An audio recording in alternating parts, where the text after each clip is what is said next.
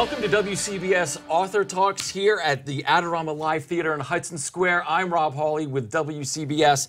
I am very happy to welcome in Kevin Mitnick, the author of the new book, The Art of Invisibility. And I want to get the last part of this one right.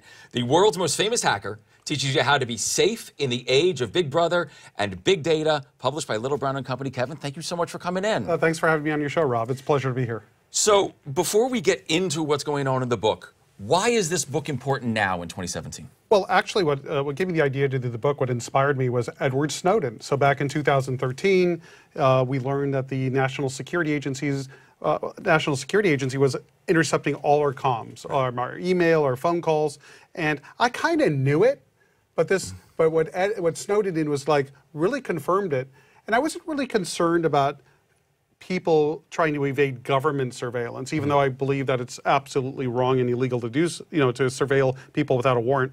But I was concerned, what about hackers? What about identity thieves? What about schools and the students? What about parents and their kids? What about when you're working for a company, your employer? They could actually legally monitor you. So I wanted to first educate the public on what dangers exist to their privacy, and more importantly, how they could protect it. So. Yeah. And the book is actually written in such a way that it's for the everyday person. But if you're a privacy activist, there's a couple of chapters at the end of the book if you have extreme needs to get off the grid. So before we talk about the function, so to speak, let's talk about the form and a book. Why choose a book to talk about digital topics when things could change so much, things might become outdated relatively quickly? Why put it in a book form and not in a digital form that could be updated? Well, it actually is in digital form. It's an ebook on Amazon, right? So we have it in digital form. I might do a website that accompanies the book. I'm not sure yet, but don't forget the applications change. Yeah. So you have apps that go in and out, depending on market need or interest. So what I try to do is I try to educate the reader on how to look for an application that's going to best protect their privacy. And the best way to protect your privacy these days is using encryption, right? And there's different forms of encryption. So I discuss this in the book. So the reader can go into Google and go, oh, I want to look for an app that has these properties. Just goes into Google, finds it, and hopefully checks to make sure it has decent reviews by others, and then installs that app. And I don't have to say, oh, just use this app, that app, and such, because that might disappear in a year or two, right? So it's kind of like the teaching a person how to fish model, right? Not just giving them the fish. Exactly. All right. So let's go to where the rubber meets the road. Let's find out exactly how insecure we are. So how vulnerable would I be, for example? Well, if you ever send an email, it's just simply like sending a postcard. Yeah. Dropping a postcard. There's so many points where that could be intercepted. When you're making a phone call, right, the phone company has access to the content of your communications. So for example, if you're ever sued, you run over somebody's puppy dog here in Manhattan, and you end up on the other end of a lawsuit, well, lawyers could subpoena information, your text messages, maybe not the content of your phone calls, but who you called, and what time you called. We call that metadata. Right. Metadata. But so there's lots of situations that could potentially come up where you can get hurt. And fundamentally, I believe in the right to privacy. Yeah. I believe if somebody is watching what you're doing at all times, you change your behavior, right? And I also believe if we give up the right to our privacy, we'll never give it back. We'll never get it back. Yeah. So, because I know a lot of people think, well, I have nothing to hide. I'm not breaking the law. Why would anyone come after me? Why would anybody come after me? Exactly. But how about criminals that want to steal your identity, for example, that go after you, violate your privacy to steal your money or to defraud you in some way? So you could always be victimized. It's tax time now. Here we are at the beginning of March, and people now could be victimized because what the criminals will do is file a tax return in your name, right? They'll get a refund check sent to some mail drop, and then you'll file your tax return, and the IRS is going to send you a letter, hey, you have a duplicate return. And then you're going to start to unravel this, and you're going to find out somebody got a refund check under your name. Guess what? The IRS is going to make you prove it wasn't you. Right. And it's just going to open up it's going to be a headache. Yeah. Right. So it's important to protect your privacy in that sense that you don't become the victim. Right. Professionally, you're a penetration tester. You go after companies. I break stuff. You break stuff. Exactly. All right. I'm going to give you a challenge. Okay. Break me down. What can you find on me? Because you know what, I'm not a criminal.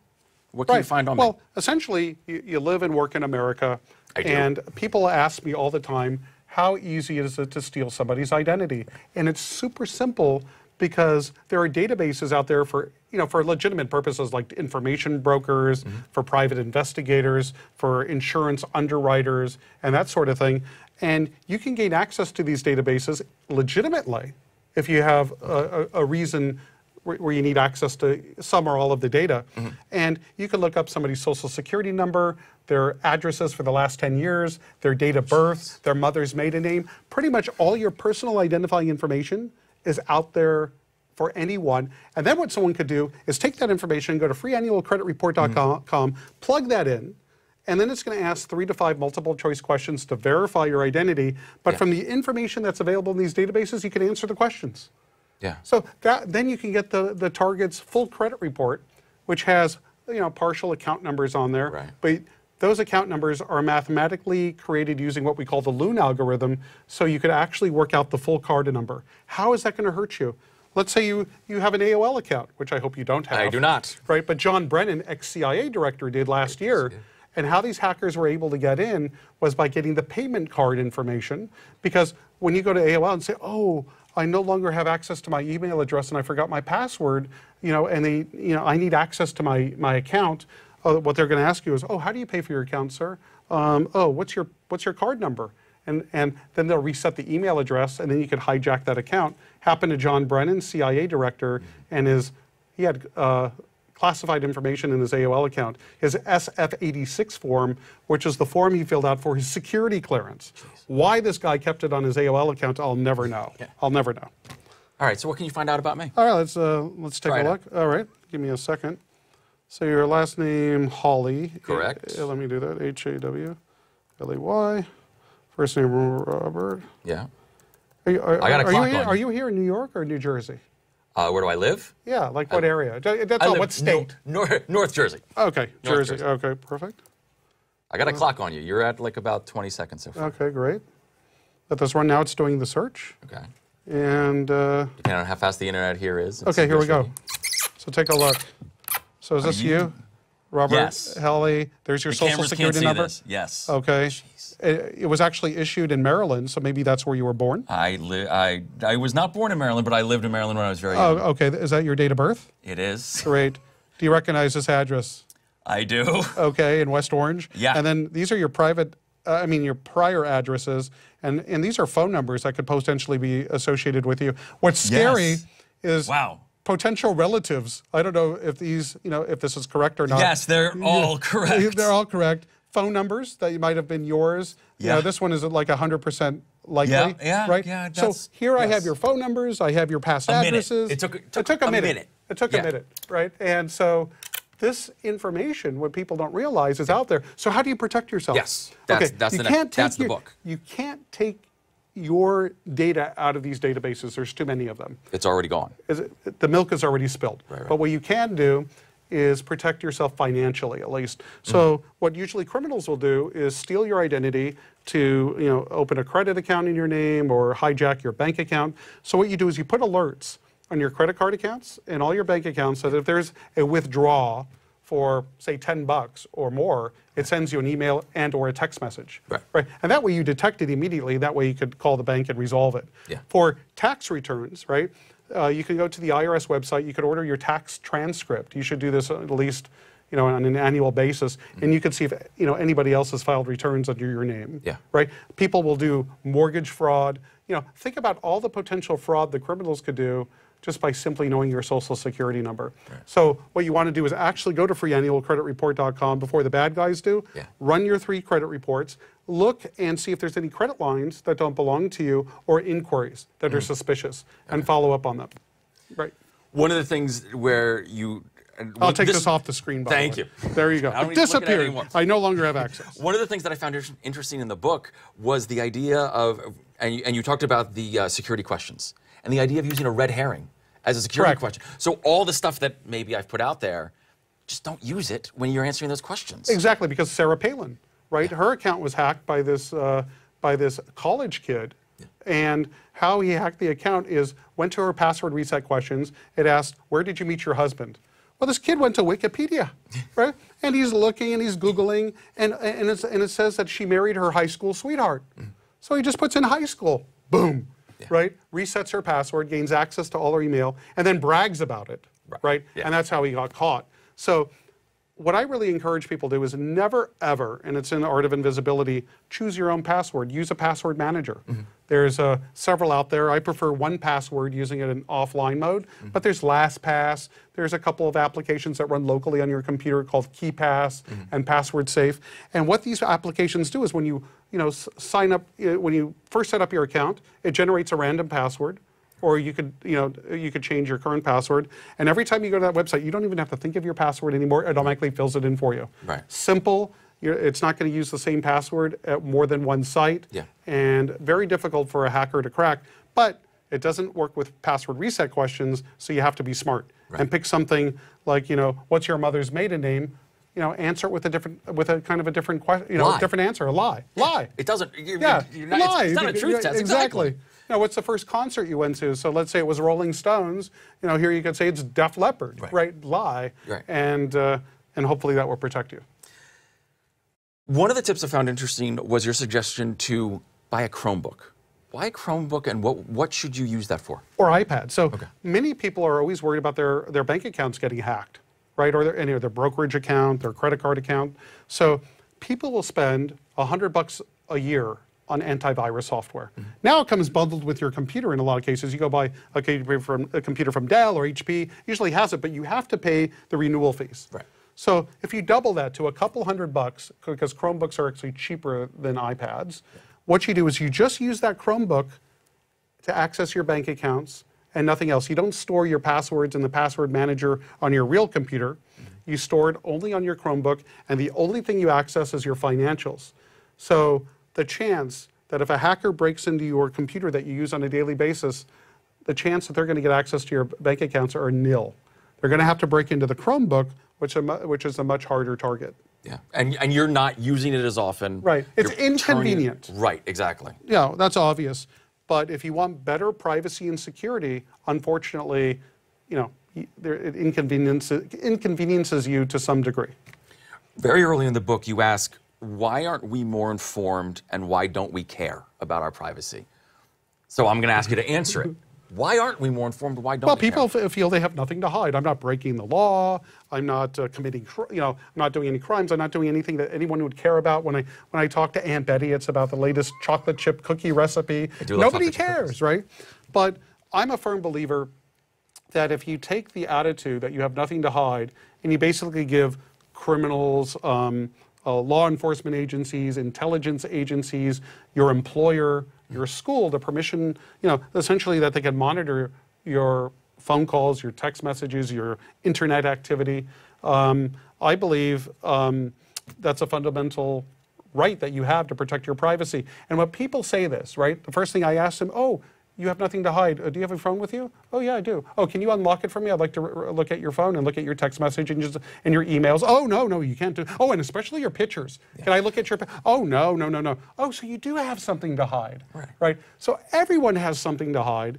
You don't want to, most people don't want to just have their life to be an open book. And don't forget, there are bad people out there that want to get you, right? They want to steal from you, they want to defraud you, and the way they do it is first by violating your privacy. I'm going to date myself here because one of my favorite chapter names, Hey Kit, Don't Share My Location. Right. There's lots of people out there who don't know what Kit is. It's a car who could talk. Car was awesome. Knight Rider. Yes, exactly, Knight Rider. How much of a danger do connected cars, ever more intelligent cars, or these ride-sharing services, how much of a danger do they pose to our privacy, and how do we mitigate that? Well, like with Uber, you have an Uber app on your phone. Did you know when that's running in the background, when you're not even using it, Uber could look at your exact location where you are, wherever you are in the world. So you're giving up that right. Nobody reads the agreement that says, I accept that agreement to install the app. That's 30 pages of legalese. Nobody bothers, right? And even your cars, like I have a Tesla, right? And I'm afraid, I purposely don't read the agreement because I know what will happen is I'll go, screw this, and you can have the Tesla back, right? Because there's no way. Because they probably monitor how fast I go, where I go, when I go, how I go, who I call, just everything. And they use it for whatever purposes they want, I'm sure, in the end user license agreement. So you have to think about when you're in a connected car like a Tesla or in an Uber or even a rent-a-car, your actions are actually being watched. I'll tell you a quick story. Yeah. I was in Las Vegas, and I have a Lexus as well, and I brought it in for service, and I was rushing. It was like the end of the day. They were rushing me out of there, and they let me have one of their cars to use temporarily for a week. So I didn't even read the agreement. I just signed it because they're closing. And I go to California from Vegas, and I had to do a speaking engagement over there in San Francisco. And then all of a sudden, I get a call from Lexus. Oh, hey, Kevin, how are you? How are you doing? It's the guy. Oh, I'm fine. He goes, oh, your car will be ready on such and such in a couple days. He goes, oh, by the way, where are you? I go, oh, San Francisco. He goes, you flew up there. And I go, no, I have the car here. He goes, you agreed when you signed that document not to take the car out of the state.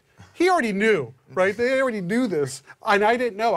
Because again, I didn't read it, right? So fortunately, and I basically said, don't worry, I have full insurance, right? I fully insured on everything, so don't worry about it. But that's because Lexus actually realized I went out of Nevada, and that's why they were calling me. They were checking up on you. They were checking up on me, right? Your life in the tech world followed a couple paths. I mean, you famous for hacking into a whole bunch of companies. You talk in the book about being chased by the FBI. Now, Mitnick Security, best-selling author.